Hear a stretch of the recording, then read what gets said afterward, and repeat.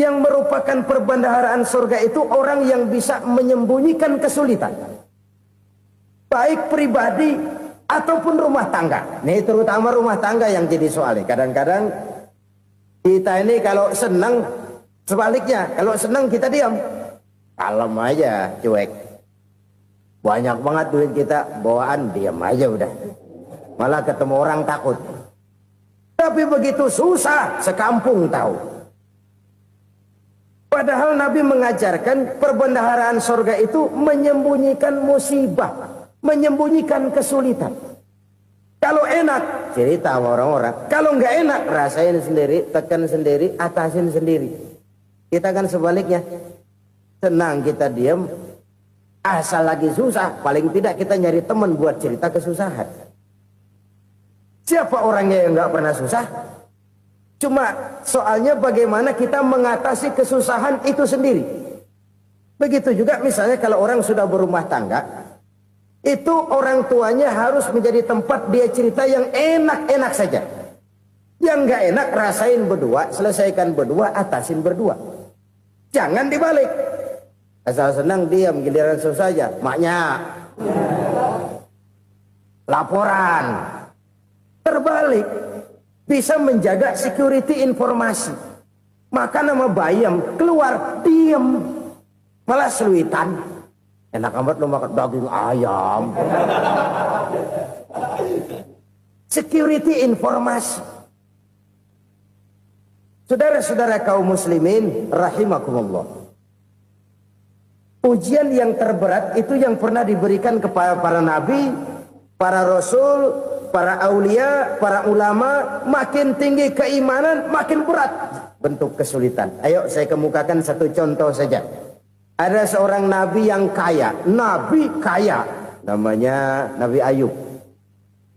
Iblis kalau orang begini kan keki. Ibadahnya rajin, kaya. Ini yang kayak begini susah digodain. Kalau ibadahnya rajin, miskin, kali bisa disogok. Sini imannya mantap, ibadahnya rajin, kaya, nabi lagi. Oh, tapi namanya iblis nggak kurang akal. Laporan, Tuhan, kenapa Les?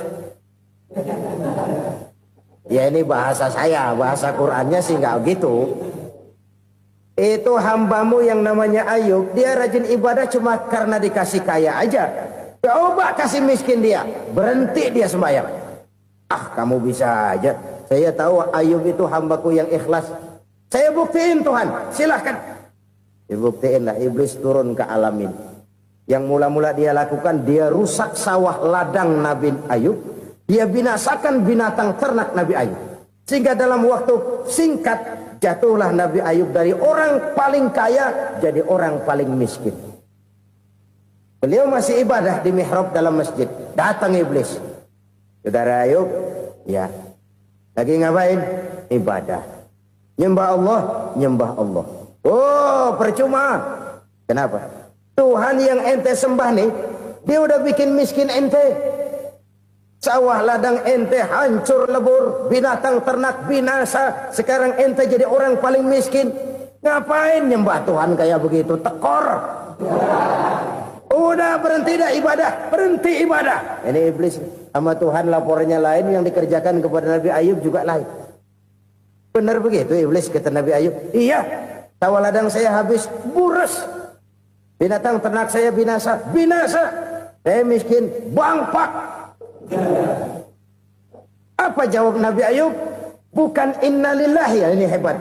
Alhamdulillahillazi a'tani wa akhza minni. Segala puji bagi Allah yang telah memberikan harta kepada saya dan sekarang mengambilnya lagi. Alhamdulillah. Allah yang ngasih, Allah yang ambil. Itu mah urusan Allah. Iblis cuman ibadah jalan terus, sujud lagi Nabi Ayub. Iblis seleher gondok banget. Dasar Nabi nggak mempan dia apa-apain. Miskin malah alhamdulillah. Allah yang ngasih, Allah yang ngambil. Jadi kalau kita tidak komit, kita tidak terikat kepada kaya, miskin, senang, susah, apa yang bisa bikin kita susah?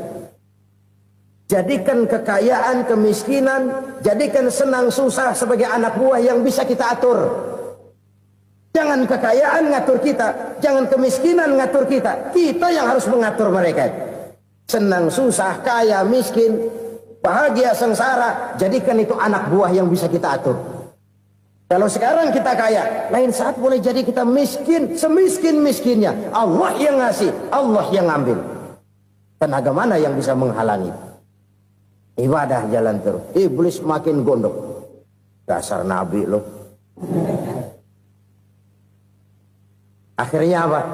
Nabi Ayub dikerjain, diberikan penyakit. Demikian fatal penyakitnya. Bayangin, udah miskin, sakit. Masya Allah. Miskin, sakit. Sakitnya nggak lama, kira-kira 16 tahun. Istrinya 3, 2 mental minta ceraiin.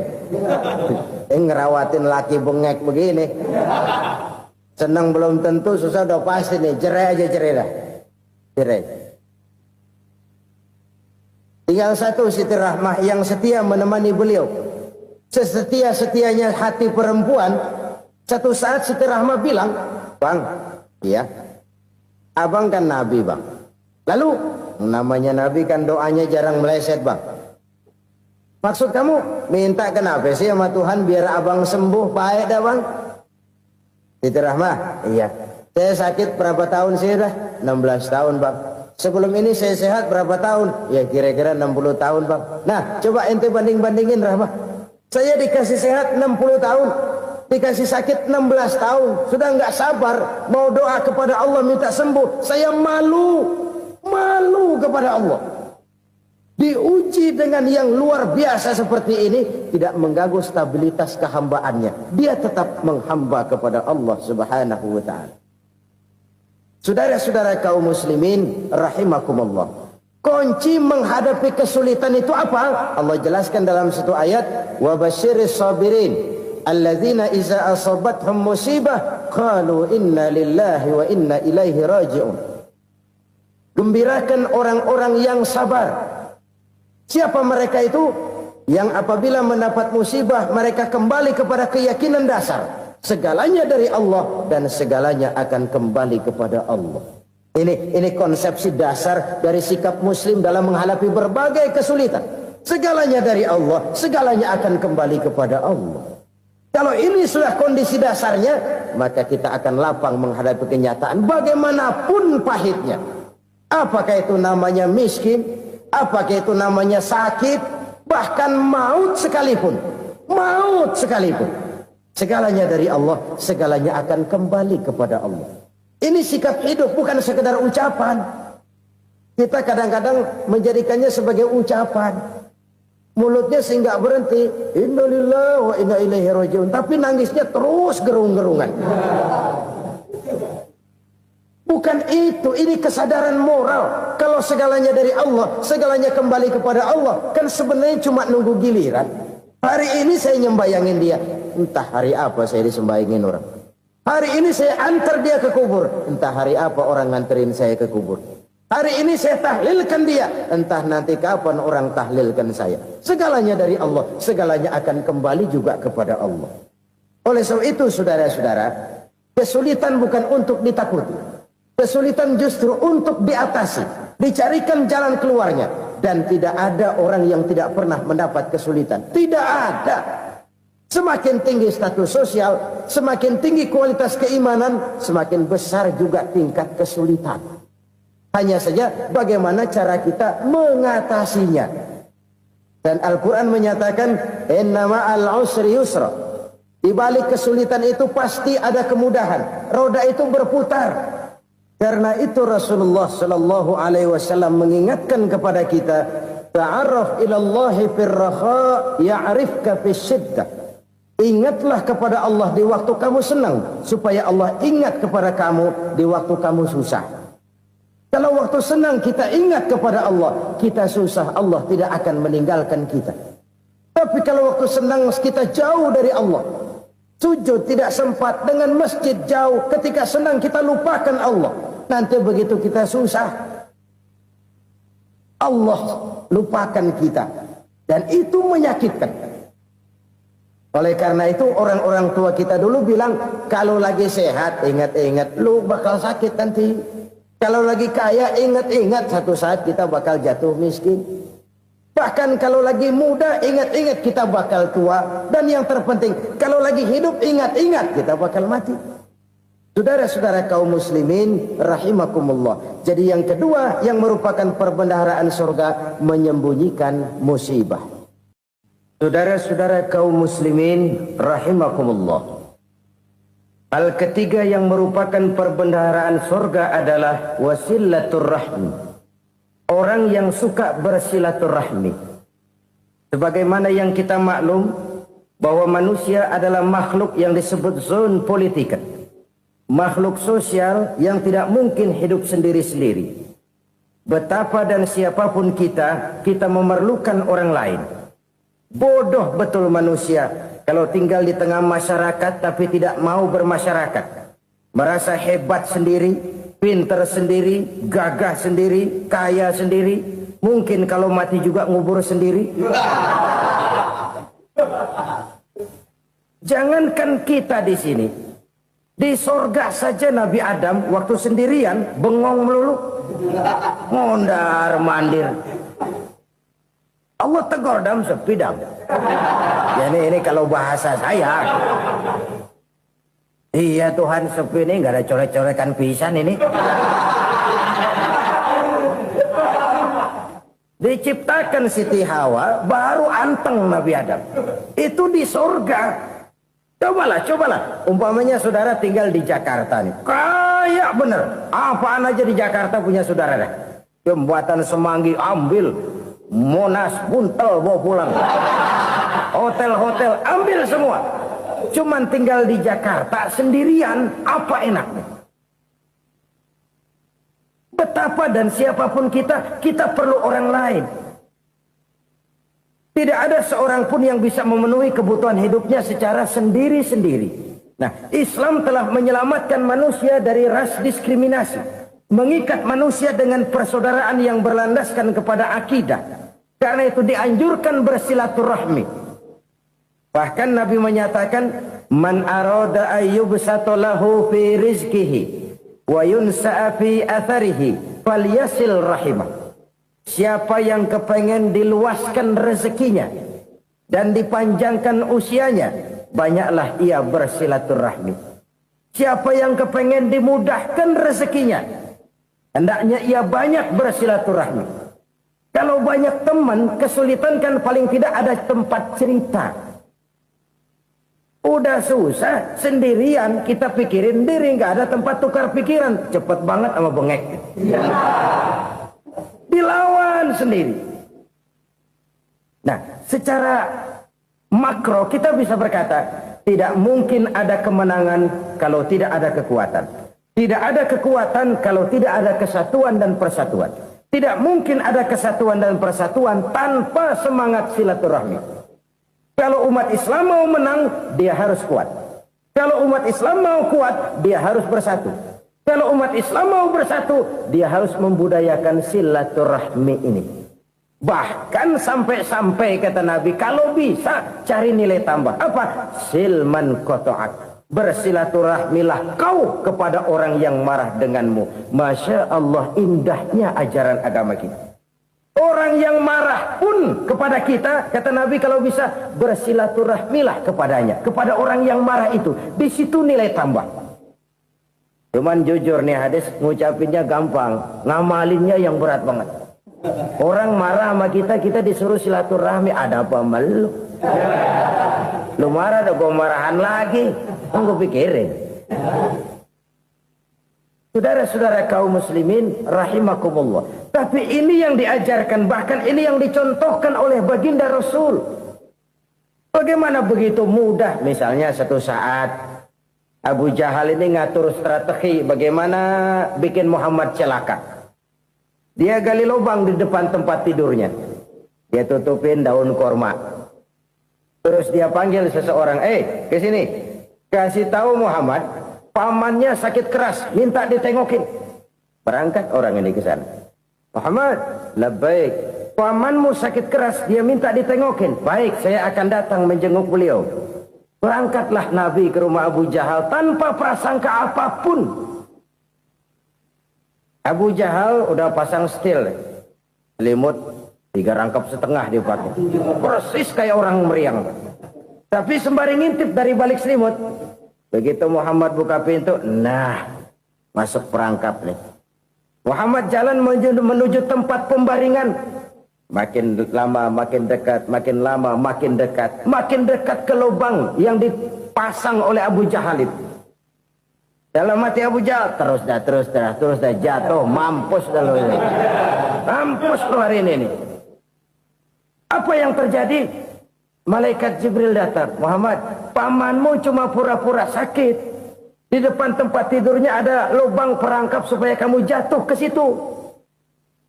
Sudah, kamu pulang. Balik kanan Nabi.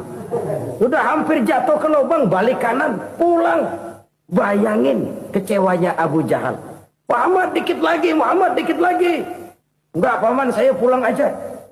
Emosi bangun dari tempat tidur, enggak sadar kalau lagi pura-pura sakit. Lompat ngejar Nabi, dia lupa dengan lubang yang dia gali. Serak, nyemplung sendiri ke dalam lubang.